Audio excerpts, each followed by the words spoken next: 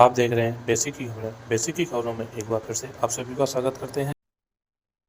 आज की वीडियो में हम बात करेंगे साप्ताहिक मीनाखा अप्रैल 11 2026 को आयोजित की जाने वाली गतिविधि के बारे में। प्रत्येक सप्ताह मीना सभा का आयोजन किया जाता है। इस गतिविधि का नाम होगा मीना मंच का गठन, पावरांचल का चयन, उसके कार्य। मीना मंच के गठन के बारे में हम पिछले सप्ताह आपको बता चुके हैं, फिर भी कुछ चीज़ें रह गई हैं तो वो आज के खबर करते हैं।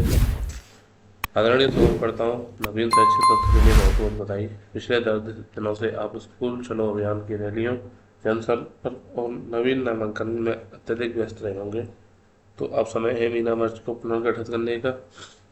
पूर्व से विद्यालय में पढ़ रहे बच्चे तो इस कार्यक्रम के विषय में बहुत कुछ जानते होंगे, लेकिन नए बच्चों को शायद कुछ कम जानकारी हो।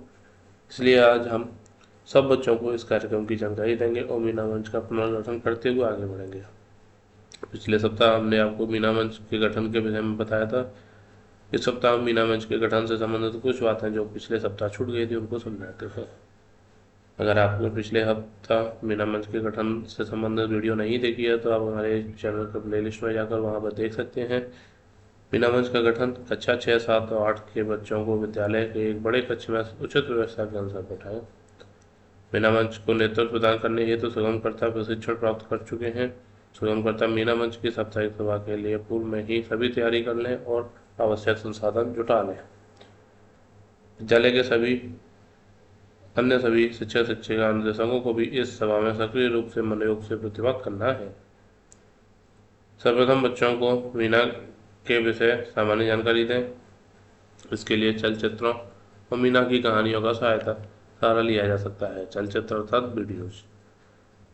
बच्चों को मीना मंच के उद्देश्य से अवगत कराएं। मीना मंच के गठन की प्रक्रिया आरंभ करते हुए 20 फाउंडर मेंबर का चयन करें, जिसमें कम से कम 1/3 बालक होने चाहिए। मीना मंच में वैसे लड़कियां ज़्यादा होती हैं, लेकिन कम से कम 1/3 लड़के आवश्यक होते हैं। कार्यकारिणी समिति के सहयोग से सुगमकर्ता सभी तीनों कक्षाओं के लिए एक एक पावर एंजल का चयन करेंगे। मतदान प्रक्रिया द्वारा पावर एंजल का निर्वाचन अधिक उपयुक्त होता है।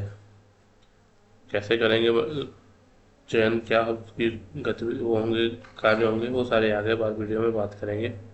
सुगमकर्ता द्वारा कार्यकारिणी समिति के सभी सदस्यों और पावर एंजल को उनके कार्यों एवं दायित्वों में प्रशिक्षित किया जाएगा। मीना मंच के प्रभावी संचालन हेतु आवश्यकता अनुसार अन्य समितियों का भी गठन किया जाए और उन्हें भी उनके दायित्वों पर अवगत कराया जाए। तीनों पावर एंजल्स, कार्यकारिणी समिति व अन्य सभी समिति के सदस्यों के नाम विद्यालय में उचित स्थान पर प्रमुखता से प्रदर्शित किए जाए। मीना मंच के गठन की पूरी कार्रवाई का दस्तावेजीकरण करना सुगमकर्ता का दायित्व है। अब बात करते हैं मीना मंच के प्रभावी संचालन के लिए अलग अलग समितियां। जिस तरह से किसी भी चीज़ को चलाने के लिए अलग अलग समितियां बनाई जाती हैं, उसी तरीके से मीना मंच के प्रभावी संचालन के लिए कई सारी अलग अलग समितियां बनाई जाती हैं। इनके बारे में बात करते हैं। पहली समिति है पुस्तकालय समिति। इसका कार्य है पुस्तकों का रखरखाव, पुस्तकालय की पुस्तकों को व्यवस्थित रखना, पुस्तकों की सूची रजिस्टर तैयार करना, उनका पुस्तकों का वितरण और वापसी का रिकॉर्ड रखना, बच्चों को देते समय और लेते समय उनके नाम लिखकर उनका रजिस्टर मेंटेन करना, इश्यू और रिटर्न का रिकॉर्ड रखना, पठन पाठन को बढ़ावा देना, छात्रों को नियमित रूप से पुस्तक पढ़ने के लिए प्रेरित करना, क्योंकि बहुत सारे विद्यालयों के अंदर पुस्तकालय तो बने हैं लेकिन या तो वो बंद हैं या बच्चे पढ़ नहीं पा रहे हैं, तो उनमें पढ़ने की रुचि जागृत करना। एक सप्ताह एक पुस्तक जैसी गतिविधियाँ चलाना। इसके अंदर एक सप्ताह के अंदर एक पुस्तक दी जाती है बच्चों को, वो पढ़नी है पूरी और फिर उसमें क्या पढ़ा है वो सारी चीज़ें उनको बतानी होती हैं। इस तरीके से बच्चों में पढ़ने की रुचि विकसित होती है। जागरूकता कार्यक्रम, कहानी वाचन, पुस्तक चर्चा, क्विज प्रतियोगिता आयोजित करना, सिर्फ बालिका शिक्षा और प्रेरणादायक कहानियों पर ध्यान देना, पुस्तकालय अनुशासन बनाए रखना, नई पुस्तकों का सुझाव देना, छात्रों और शिक्षकों से नई उपयोगी पुस्तकों के सुझाव लेना, जरूरत के अनुसार पुस्तकें बढ़ाने का प्रस्ताव देना। अगली समिति हमारी प्रबंधन समिति।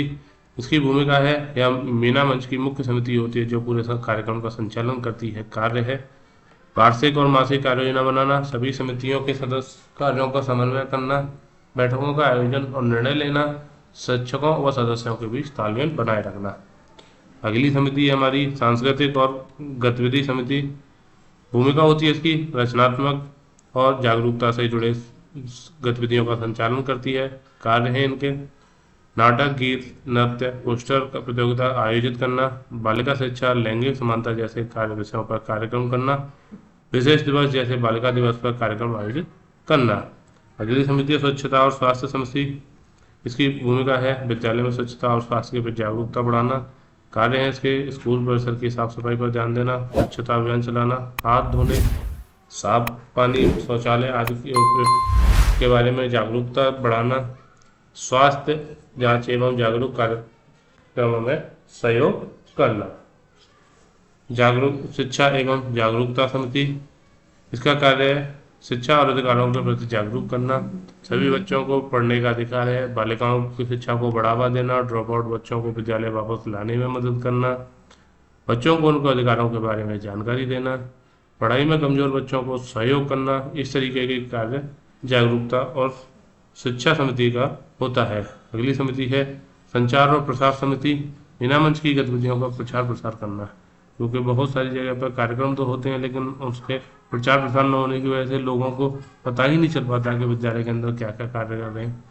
जब तक लोगों को बताया नहीं तब तक उनको पता नहीं चलेगा और उनके दिमाग में यही रहता है कि विद्यालय के अंदर कोई ज़्यादा एक्टिविटी नहीं हो रही है।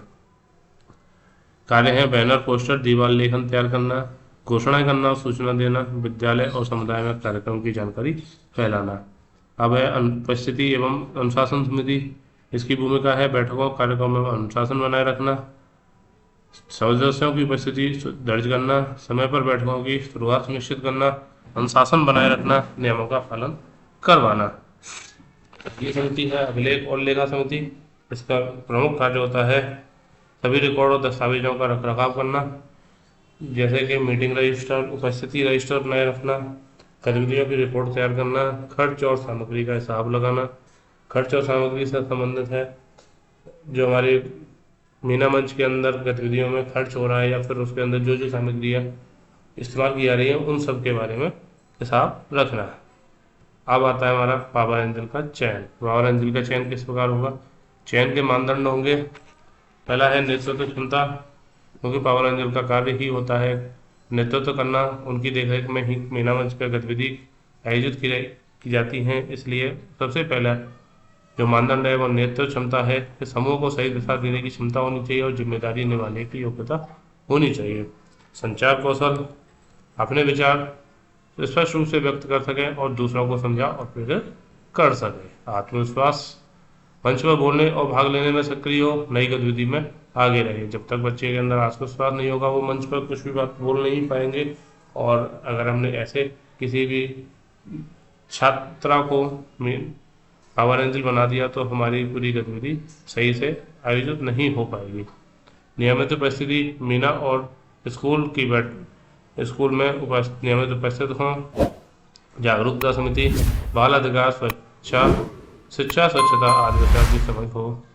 व्यवहार और अनुशासन, अच्छा आचरण और अनुशासन का पालन करें। इसके बाद चयन की प्रक्रिया, नामांकन, शिक्षक या छात्र संभावित नाम सजाते हैं। चर्चा, साक्षात्कार, चयनित छात्रों से बातचीत करने की योग्यता देखी जाती है। मतदान या सहमति, जरूरत पड़ने पर मतदान कराया जा सकता है या फिर शिक्षकों और सदस्यों की सहमति से चयन होता है। वैसे आप मतदान कराएं क्योंकि वो सबसे सही तरीका होता है, उसमें किसी भी तरीके की गड़बड़ होने का या आरोप प्रत्यारोप के कोई चांसेस नहीं रहते हैं, इसलिए मतदान के द्वारा मीना में जो पावर एंजल है उनका चयन सबसे सही रहेगा। अंतिम चयन, प्रत्येक कक्षा से एक पावर एंजल चुनी जाती है।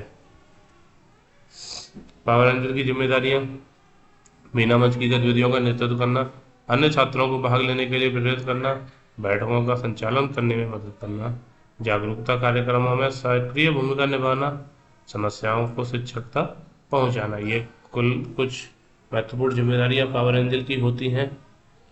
अब आगे बात करते हैं महत्वपूर्ण नोट। प्रत्येक शनिवार को मीना मंच का संचालन नेतृत्व स्वयंकर्ता के नेतृत्व में पावर एंजल का सहयोग लेते हुए संचालित किया जाता है। कक्षा 6 से 8 तक सभी बालक वर्ग का प्रत्येक भाग करेंगे। कक्षा 6, 7, 8 से एक एक बालिका का चयन पावर एंट्री के रूप में किया जाएगा। सत्रों के दौरान प्रयोग होने वाले सभी मॉड्यूल सुगमकर्ता कार्यशाला में उपलब्ध कराए गए हैं। प्रत्येक सत्र की आख्या प्रशिक्षण के दौरान उपलब्ध कराए गए टूल 10 पर सुगमकर्ता द्वारा अनिवार्य रूप से भरी जाए, और यदि किसी तरीके की समस्या, तकनीकी समस्या, संदेह, सवाल, जिज्ञासा अथवा डिजिटल कॉमिक बुक वगैरह लेने में आपको कठिनाई हो रही है तो आप वीडियो के कमेंट बॉक्स में अपना नाम, विद्यालय का नाम और विद्यालय का यूडीएस कोड के साथ भेज सकते हैं, हम आपको उपलब्ध करा देंगे। इसी के साथ आज की मीना मंच की गतिविधि का समापन किया जाता है। साथियों, ये थी हमारी आज की वीडियो जिसमें हमने आपको अब 11 अप्रैल तो या 26 दिन शनिवार को मीना मंच की गतिविधि, मीना मंच के अंदर होने वाली गतिविधि के बारे में विस्तार रूप से बताया। उम्मीद करते हैं आपको वीडियो अच्छी लगी है तो हमारे चैनल को सब्सक्राइब करके वीडियो को लाइक, शेयर और कमेंट करना ना भूलें। मिलते हैं इस वीडियो में, तब तक के लिए धन्यवाद।